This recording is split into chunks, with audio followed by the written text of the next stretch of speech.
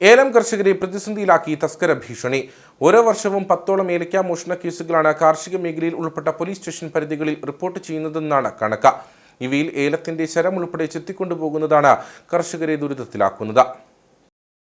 High range കേന്ദ്രീകരിച്ച ഏലക്ക മോഷ്ടാക്കളുടെ എണ്ണം പെരുകുകയാണ്.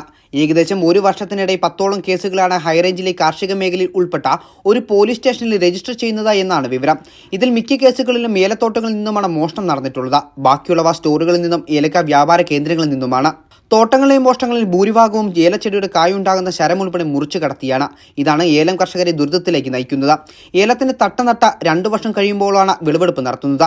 ഇതിൽ പുതിയ ചിമ്പ് വളർന്ന് 1 വർഷം പൂർത്തിയായ ശേഷമായിരിക്കും കായുണ്ടാകുന്ന ശരം കിളർക്കുന്നത്. തുടർന്ന് കൃത്യമായ പരിപാലനത്തിലൂടെയാണ് കർഷകർ ഏലക്ക വിളവെടുപ്പിലെത്തിക്കുന്നത്. ഇത്തരത്തിൽ വർഷങ്ങളുടെ പ്രയത്നത്തിലൂടെ പരിപാലിച്ചു പോരുന്ന ഏലം ചെടികളുടെ ശരം ഉൾപ്പെടെയാണ് മോഷ്ടാക്കൾ ചെത്തിയെടുക്കുന്നത്. ശരം ചെത്തിയെടുക്കുന്നതോടെ ആ ചിമ്പിലെ കായ്ഫലം ഇല്ലാതാകുന്നു. ഈ ചിമ്പിൽ മറ്റൊരു ശരം കിളിർക്കുന്നതിനും സാധ്യത വളരെയേറെ കുറവാണ്. പിന്നീട് തട്ടയിൽ പുതിയ ചിമ്പ് മുളിച്ച് പാകമായി പുതിയ ശരം വളർന്ന ശേഷമേ ഏലക്ക ഉണ്ടാകുകയുള്ളൂ.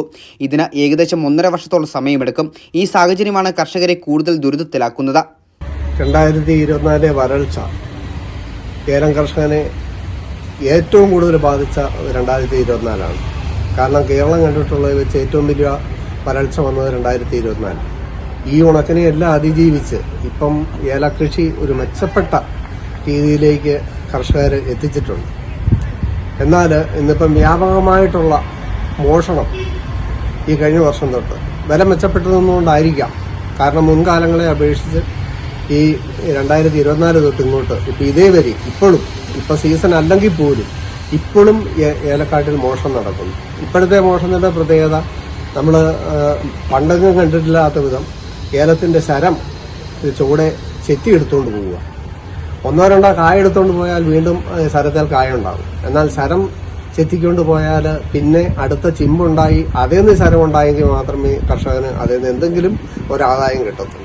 കഴിഞ്ഞ ദിവസം വാലുമേൽ ജോസഫ് ചാക്കോ പാട്ടത്തിനെടുത്ത് കൃഷി ചെയ്തിരുന്ന ഏലത്തോട്ടത്തിൽ നിന്നും ശരം ഉൾപ്പെടെ പറിച്ചു കിടത്താൻ ശ്രമിച്ച മുണ്ടക്കയം കൂട്ടിക്കൽ സ്വദേശി കുന്നൽപ്പറമ്പിൽ സുബിൻ വിശ്വംഭരനെ പോലീസ് പിടികൂടിയിരുന്നു. മുമ്പും ഇയാൾ നിരവധി മോഷണ കേസുകളിൽ പ്രതിയാണ്. മാതൃകാപരമായ ശിക്ഷാ നടപടികൾ സ്വീകരിച്ച മോഷ്ടാക്കളെ അമർച്ച ചെയ്യുന്നതിനുള്ള നടപടികൾ പോലീസ് അധികാരികൾ സ്വീകരിക്കണമെന്ന ആവശ്യമാണ് ഉയർന്നുവരുന്നത്. മോഷ്ടാക്കൾക്ക് പുറമെ വിലയിടിവും വളം, കീടനാശിനി എന്നിവയുടെ വില ഉയർന്നതും തൊഴിലാളികളെ കിട്ടാനില്ലാത്തതും കൂലി വർധനവും മറ്റ് പ്രതിസന്ധികളാണ്. ഇതിനോടൊപ്പമാണ് കാലാവസ്ഥാ വ്യതിയാനവും വിവിധങ്ങളായ കീടബാധയും. ഇതെല്ലാം ചെറുകിട കർഷകരെയാണ് ഏറ്റവും അധികം പ്രതികൂലമായി ബാധിക്കുന്നത്.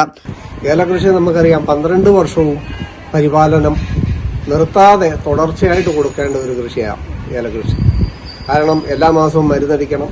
ഇപ്പം അത് മാസമല്ല, ഈ 10-20 ദിവസം കൂടുമ്പോൾ മരുന്നടിക്കണം, അതിന് വളം ചെയ്യണം.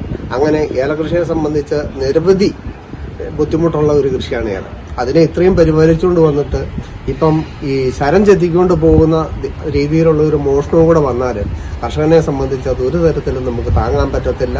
കാരണം ഞാൻ മുമ്പേ പറഞ്ഞതുപോലെ നിരന്തരം പരിപാലനം ആവശ്യമുള്ള ഒരു കൃഷിയാണ് ഏലം. അപ്പോൾ ഈ വർഷം ഏലം വളരെ മെച്ചപ്പെട്ട രീതി, കാലാവസ്ഥയൊക്കെ അനുകൂലമായതുകൊണ്ട് ഒരുവിധം ഏലം മെച്ചപ്പെട്ട രീതിയിലാണ് നിൽക്കുന്നത്. ഈ മോഷണം ഈ രീതിയിൽ തുടർന്നാൽ ഇപ്പൊ രാത്രിയിൽ പോയി ഇതിനെ കാവലും കൂടെ കർഷകർ ഏലത്തിന്റെ ജോലി പോയിരിക്കേണ്ട ഒരു ഗതികേടിലേക്കാണ് വന്നിരിക്കുന്നത്. അത് നമുക്കറിയാം, സ്വാഭാവികമായിട്ട് നടക്കുന്ന കാര്യമല്ല.